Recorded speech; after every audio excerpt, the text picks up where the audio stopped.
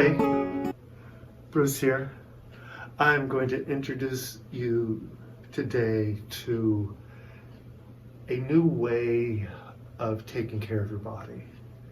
A new way for you to feel more fit, to have more efficient movement patterns, to improve your posture. But I'm going to do it in a way that you've never seen before.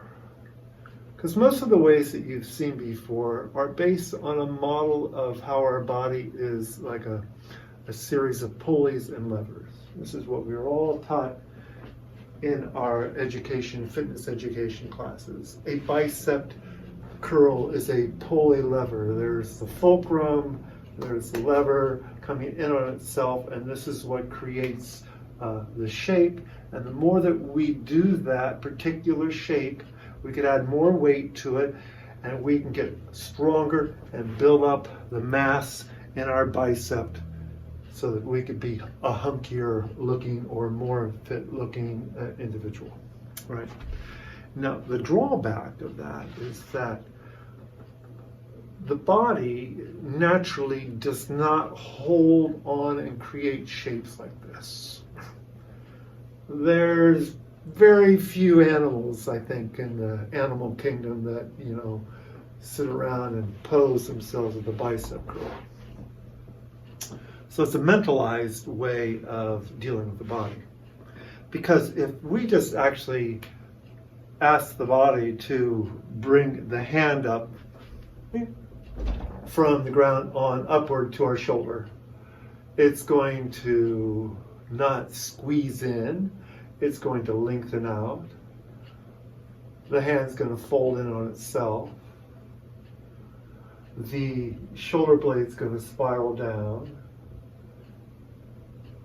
All sorts of little nuances could happen, and it will never be the same because I'm not always starting just from this one point here, this point in space.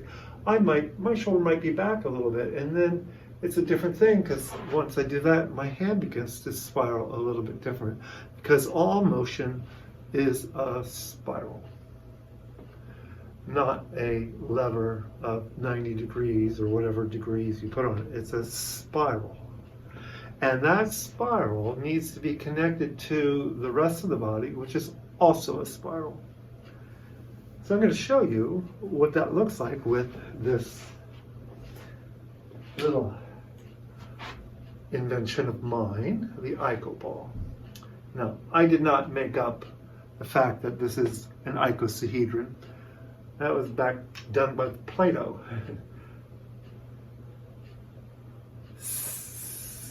12 points, 6 struts, bands connecting them, creating faces. These are a face, this little triangle here.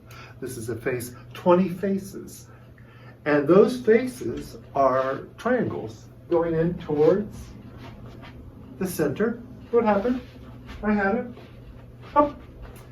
I had the triangle, the three-dimensional triangle. And that's what each one of these little faces is. And so they're a triangle, a tetrahedron it's called. And the cool thing about a tetrahedron is that I could bring it into center and it'll go back out to the other side. And there's this spiral that you're seeing going in here and going in here. So here you have a spiral on each side, a chirality of energies from a larger plane spiraling into the center, condensing. And then it radiates back out because spirals go in and out. And this shape here, the icosahedron, in all the mystical world, it's the shape of water. And look what happens.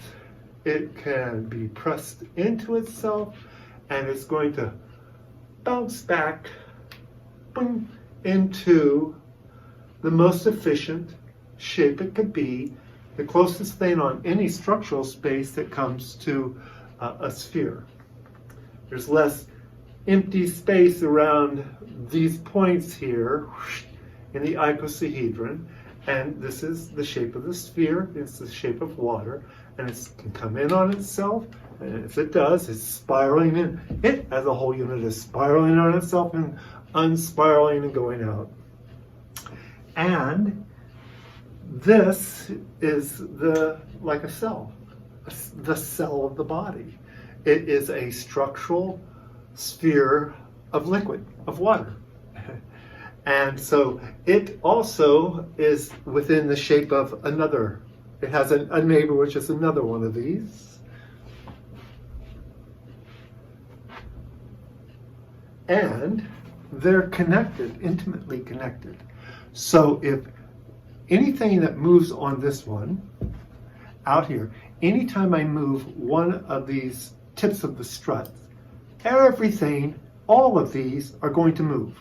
This one, this one, this one, this one, this one, this one, this one. I move this out, and everything in the IKO is connected by tensions and compressions, and it all does this, and then it comes back. And if I go to another area, it now did this shape and came back. I go over here, and now I do this shape and come back. And all those shapes are expanding out and spiraling, expanding out, condensing and spiraling. And then, of course, we add two together. If I move here, this tip over here is going to move, even if this is a 1/4 inch, because this is all a web of one tension, and this is one unit now. So now that's like having this part of my body move against that part. So I can be isolated here, but in reality, I am also connected to all the other parts of my body. So if I'm moving this against my body, it's going to naturally spiral in. Like if I don't tense up my muscles and I just get soft, and I just press this here into my body, this is the shape my body's taking.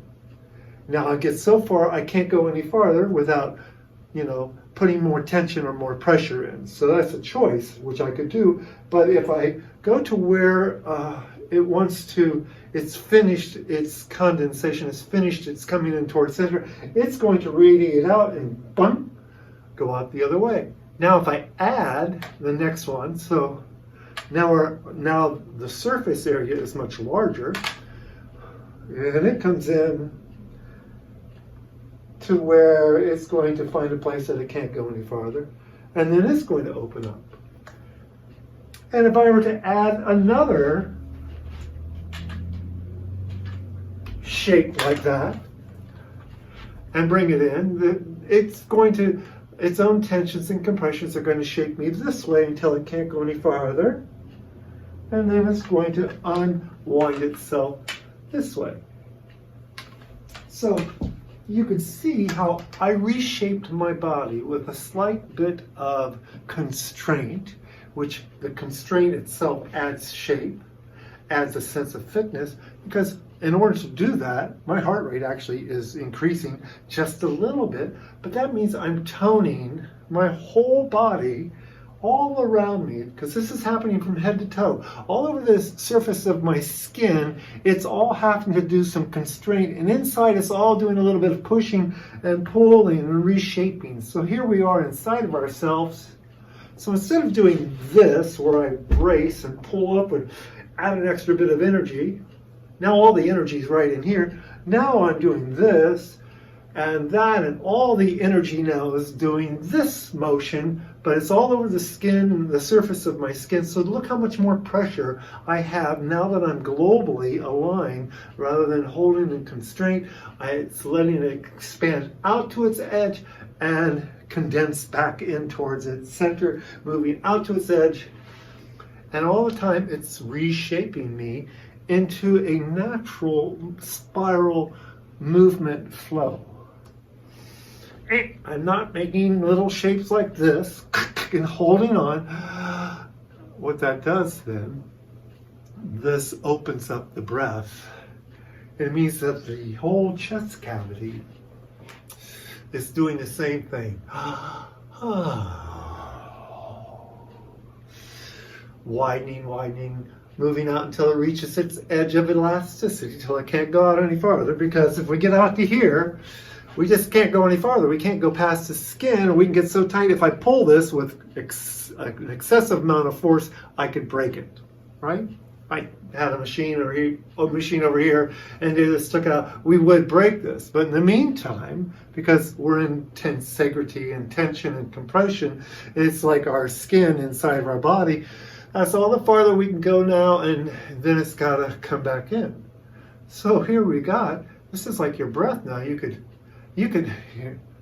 imagine you're doing this with me.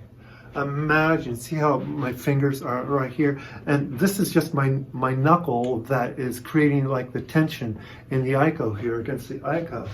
But if I just pause and breathe in, you can see this all expanding slightly, and this then becomes like a magnifying glass. Remember, each one of these, if I pull out here, that was a quarter inch there, back there, quarter inch, everywhere, all at all 6 ends of struts. I just did a whole big surface area of that much expansion around the circumference. Ooh, that far. Well, that's going through my chest and my cavity, because I and this, me and this are the same.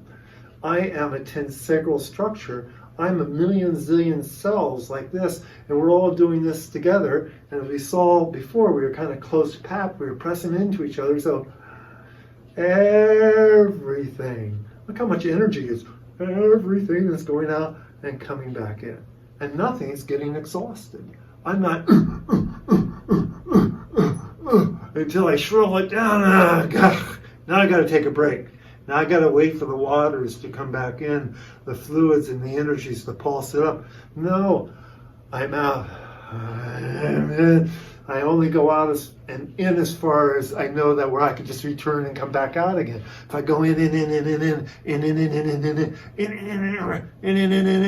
I'm going to exhaust it. And pretty soon, all the hydration, I'm going to squeeze all the water out. There's nothing left, and there's nothing to pull it back. So then I'm going to have to wait until the stream, right, feeds it enough little water that it begins to pulse again and get buoyant and comes back out. So just moving this around in my space has helped me lose weight, because my heart rate is going up, and I'm adding a little bit of constraint, and I'm starting to get a slight bit of, of body heat generated. So I'm burning more calories. I'm reshaping myself spherically. A simple motion. You have a sore shoulder. How do I get my shoulder? I go up here, I have a little glitch in my shoulder. You can see it, right? Oh, right, like, you can see the lines in the body, right? I'm exaggerating.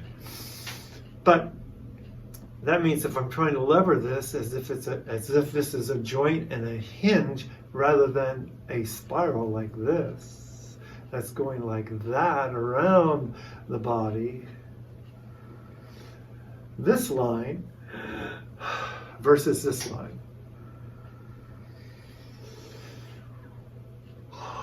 Which is continuously turning and resolving itself to this line, which reaches its edge and it resolves itself to this line. And it reaches its edge and resolves itself to this line.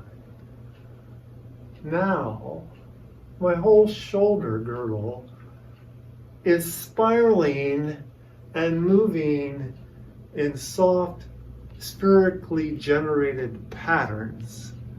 And in reality, the only connection this has to my body is right here at the manubrium. A little bit of connection here. So this is floating around. I would impose upon it my will to make it take that shape. And if I do that in my whole body, I take that shape. Now look at me move. I'm going to move left. Oh, I'm going to move right. Oh, right? You see guys walk.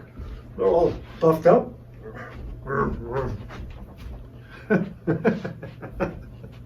But it is true. If I hold myself and I use my mind and I train my bodies to take on a tensional pattern to build up a shape, the shape may not be a functional, natural, living, spiraling shape.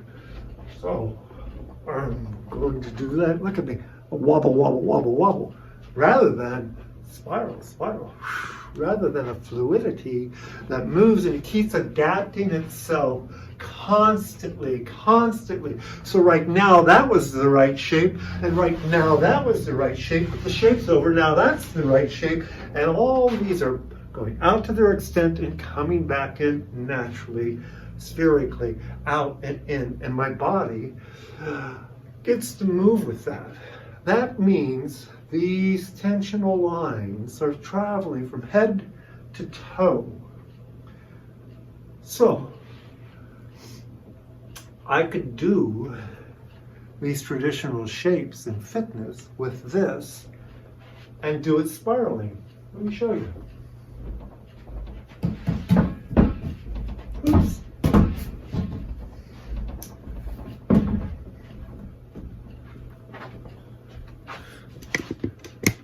Oops. Huh. So, I'm sitting in a chair right now. I'm sitting on a ball that's bouncy, but it could be a chair. And I could be real parallel. I could do some constraint patterning myself, but if I do this action right here has actually gone down through my body and allowed my hips to go back a little bit, and now I'm in a position with the weight is over my legs. So once I do that, it's naturally going to, the weight goes over my legs, they're naturally going to start pressing, and I'm going to come up. Now, without my upper body, I have to kind of work here, and imagine I had a grip there, that's fine. But now my upper body has lifted me up. Tensegrally, this whole sphere has expanded, and now I've got this actually expanding outward, and it pulls me up rather than me have to push it as if it's one line. No, I'm now a global expansion of energy.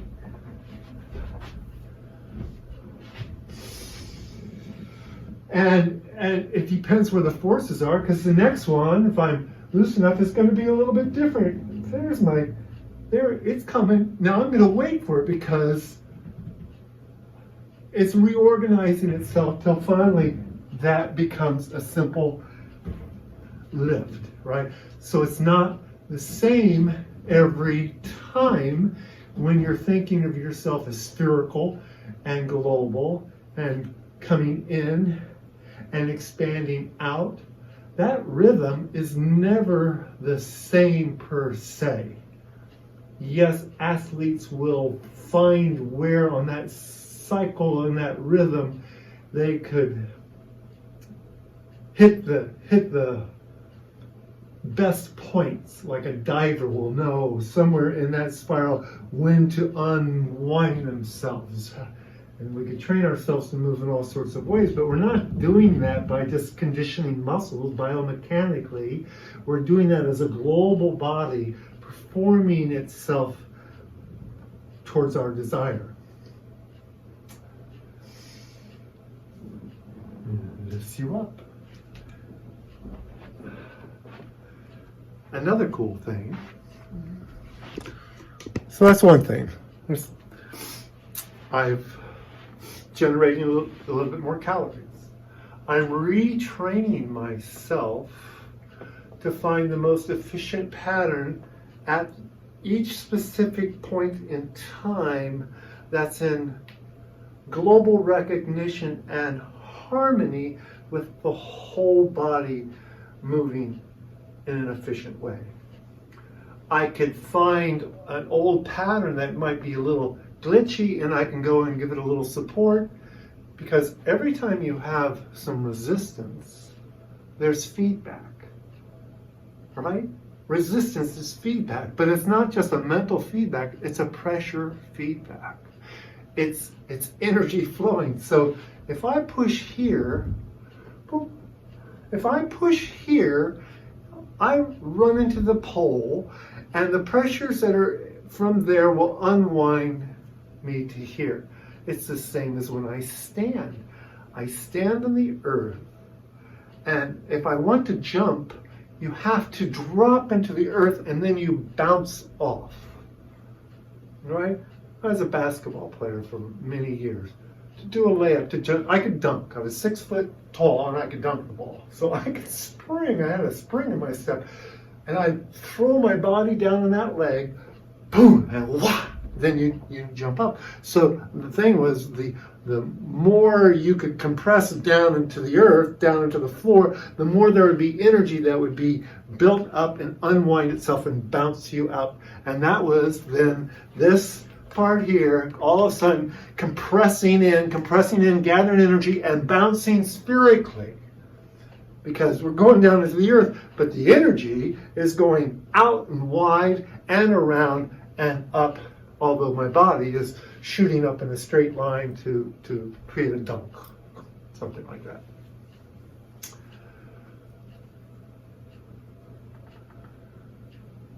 The other thing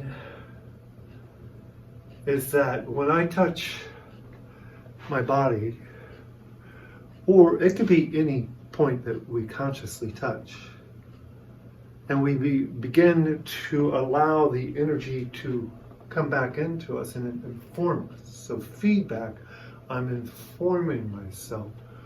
Acupressure, acupuncture, certain points in the body are centers of neurological happenings, right? There's certain points where when we press and that pressure goes out into the body, it stimulates different receptors in us. And some places have more receptors, and so they let's say receptors of touch, and then they move into the nervous system and move into the brain, and we begin to educate ourselves from a neurological perspective. But the fascia, which we're stimulating, is a global. It's actually, it's the tissue that actually created its nerves, but it has its own responses, not just the ones that go up to the brain and come back down. I want to push out real strong. I had to do that in my own self. I want to push out strong. And I could perfect this, and I could do that, and I could bicep curl it until I get a bigger, meatier bicep. Versus, if something happens, if there was a loud sound, I would make a movement to protect myself. I wouldn't think of it. I wouldn't think about it. My body's intelligence has its own way to get there that has nothing to do with me. Nothing to do with my direct influence at that moment. Now, I can catch up with that moment and give it a reshape. I mean, it's like a major league baseball player, or any baseball player, watching a 100-mile-an-hour fastball come in at them 60 feet away, right? Ooh, split-second decisions. What's going to make me start? When do I know to swing? Am I going to think about swinging? No, I'm going to tune in to swing. Here it comes. How in the heck is it going to happen? Now I could neurologically impose and say, oh no, stop swinging, if I'm lucky. But most times that impulse that we've trained ourselves there, you don't know what and how. When the pitcher releases that, it's coming in. Is it a fastball? How fast? Where is it going on in the plate? How am I going to adjust myself to see it? I think it's going to the outside corner. How is all that happening? That's not a process that goes back up to the brain, comes back to the body and says move. That's a process that goes, body knows how to move, there it is, boom. But if I start it and I realize, oh, I don't want to do that. But how many times in baseball, you can't stop it until it's here and you're too far and it's called a strike, right? Because there's a lapse time between when my neurology can come in, my body, brain, neural system to my brain, stop, okay, I can stop. You know, this is all happening, right? Real fast. No, it fulfilled its first arc. It fulfilled its first arc that it got to there. So the impulse took it to there. Now anything else is going to change the arc. So it went that far. Now it's a new arc that's happening because you can see these aren't just round. These have shapes to them. These have geometric shapes and alignments to them. And they shape us. There's the angle of efficiency that I can get to here before the next one would get me to here. Now I finished that one, right? And because now there's a buoyancy, there's a bounce, it's constrained, and it's going to bounce to the next one. And there's the next one. And then, so if I break down this movement from here to here, if I do a swing, it's actually got all these angles to it. Watch.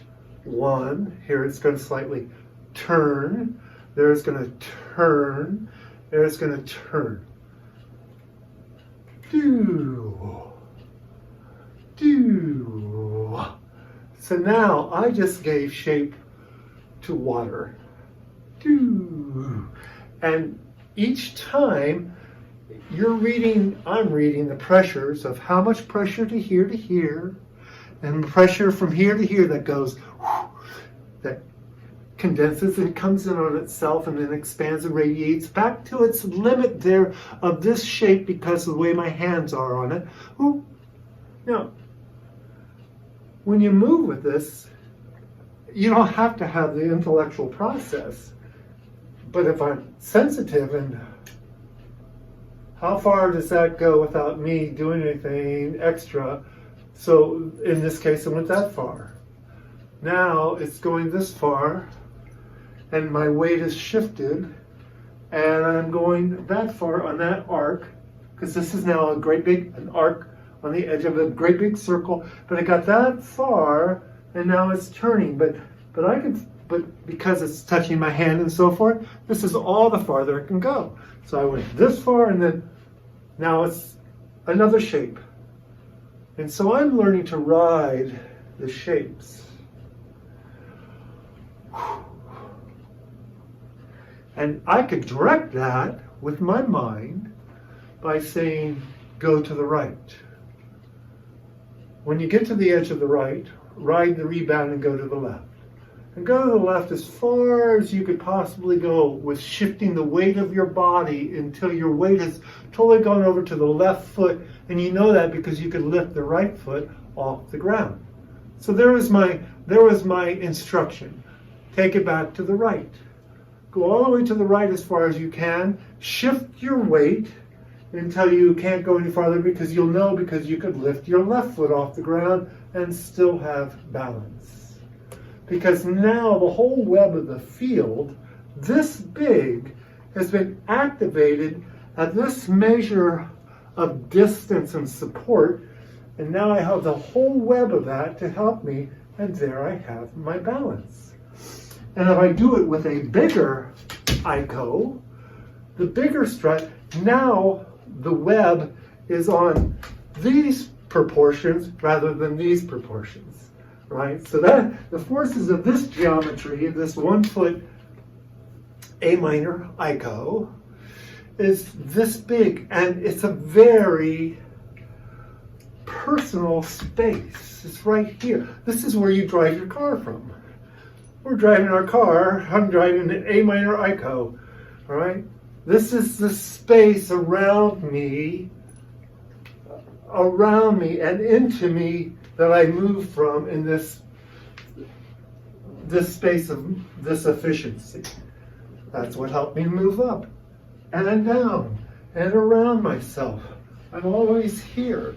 This is what that space is like. But now, if I add on a bigger space, a bigger geometry, I'm getting that type of support now through my body, so that these shapes now become much more stable, because I have bigger levers, in a sense, bigger struts.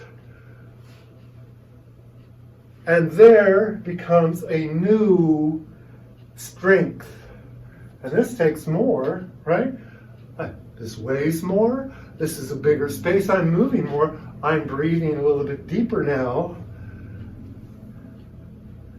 And there I still have my angles. There's one angle. And the angle could be either against my body or out away from my body. So if it's here, there went the first little bit of the phrase. I need to make an adjustment. There's the next one, because see, this is hitting my arm here. So that set the feedback mechanism. And then the next. And I don't know where they're always going to go. So all of a sudden my body is adapting or flowing through a new wave that it normally had not moved through. And you know what? It's mostly good. If I have distorted the momentum or distorted the way I'm looking at it or distorting it with adding strength, then it's not the same. But if I'm letting this just move me till it moves me so far that it has to rebound, then I am reshaping myself and the flows of energy through my body consistently and constantly. And my body is then waving itself. And you're going to find that you begin to find in a place, you start finding places that you've never moved through before. Like you've never moved quite like that. And you're not going, oh, keep your shoulder down, keep it here because that's the way I was taught to do, postural classes. No, I just stretch this whole area here and this relax and the side of my face relax and a certain sense of inner peace inside my body went, oh. And the breath is coming down through this side of my lung and all the way dropping down to my feet. So you do this and you start becoming very introspective. You become very much aware of what's going on inside of you, not outside of you. Because everything I do in movement is from inside of here in relationship to what is out to there.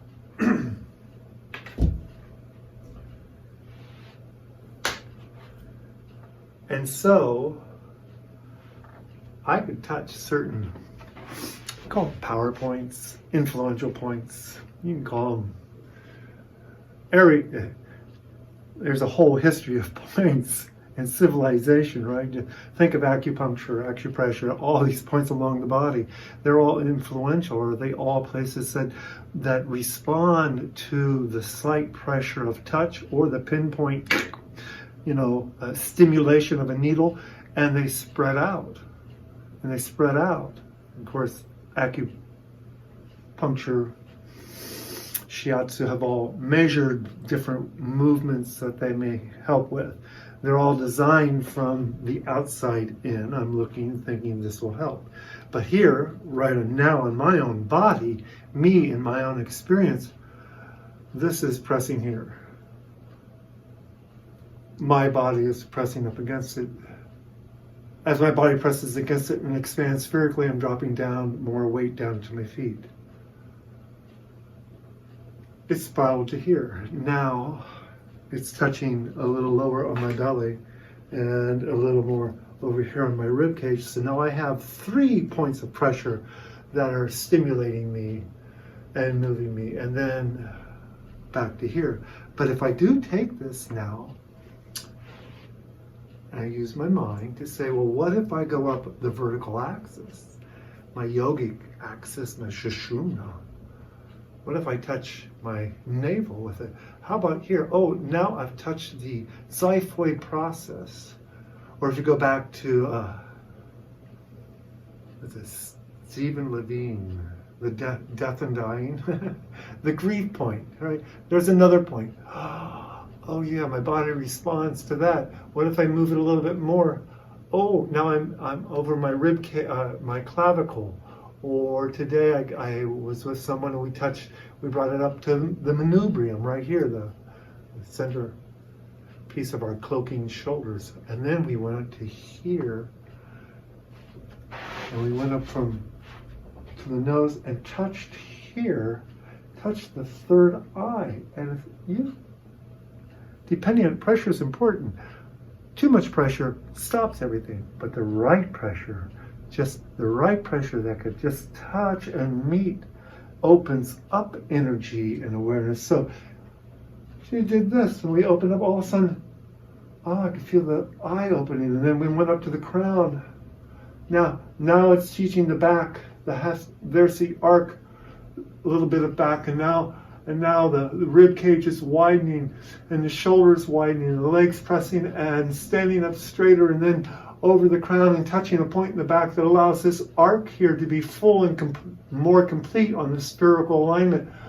And then all this energy started to flood into the crown chakra. Ooh. And so this is and can become like a divining rod, like a pendulum that reads energies, and also then a stimulator to certain points along the body that are receptive to flowing more energy inside the body from head to toe. So this is called the IKO-A minor. This is the C major. And I'm not going to show you much about the C major today, but you could do this. This one is great for like the C curve, Pilates C curve, or a forward flexion roll up. Take the name Pilates. Nobody made this roll up. You know, they coined it, but you know, if you're on the ground and you want to get up and reach out to your feet with your legs straight, you know, call it what you want. Forward flexion.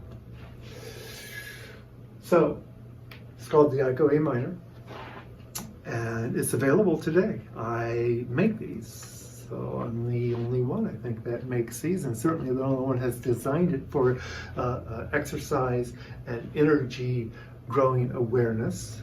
It's called the IKO-Ball, and it's at IKO-Fit, IKO-Fit, FIT.com. And I have an introductory offer today. I make these, it's winter. I only have so many in stock to make. You can get yourself started with the IKO-Ball and have a whole new world of movement and fitness opened up to you, of an energy awareness, of a spherical nature. Again and again, people go, I never knew that just something like this could do so much. Just this touch and that and the influence and the reading of the forces. And so along with this, buying this, you could just get it on your own, but there's also offer to explore a little bit more deeply what this fascial toning fitness is all about. So if you go to the website, it'll lead you to this, where we'll get a deeper description, and then it'll lead you to a chance to actually train with me one-on-one, because here's where it really gets interesting. You don't know where it's going to go. I could see where it wants to go. I've done this for years. I'm reading, helping you read the energy. And then when it's Heisenberg here, when the observer comes in and we observe it from this point of view, suddenly a whole new world could open up. Happens all the time.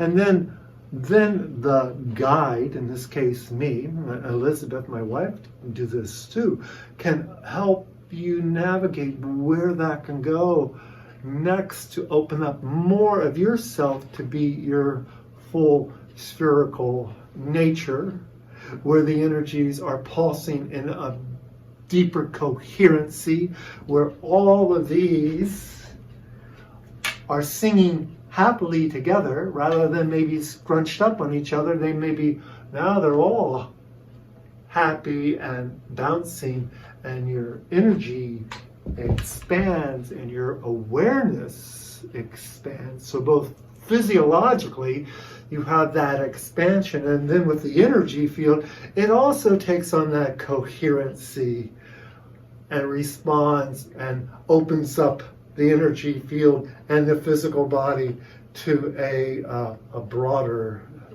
more coherent dimension. IKO-Fit.com, IKO intro, all together. IKO-INTRO, IKO intro, and get started. And if you do, you should really sign up and get some deeply discounted sessions with myself. Okay, so there's my first offer of putting this out into the world and this way on the internet, not just talking to friends or having people come to the studio and seeing what we're doing. So I wish you well, and I look forward to meeting you.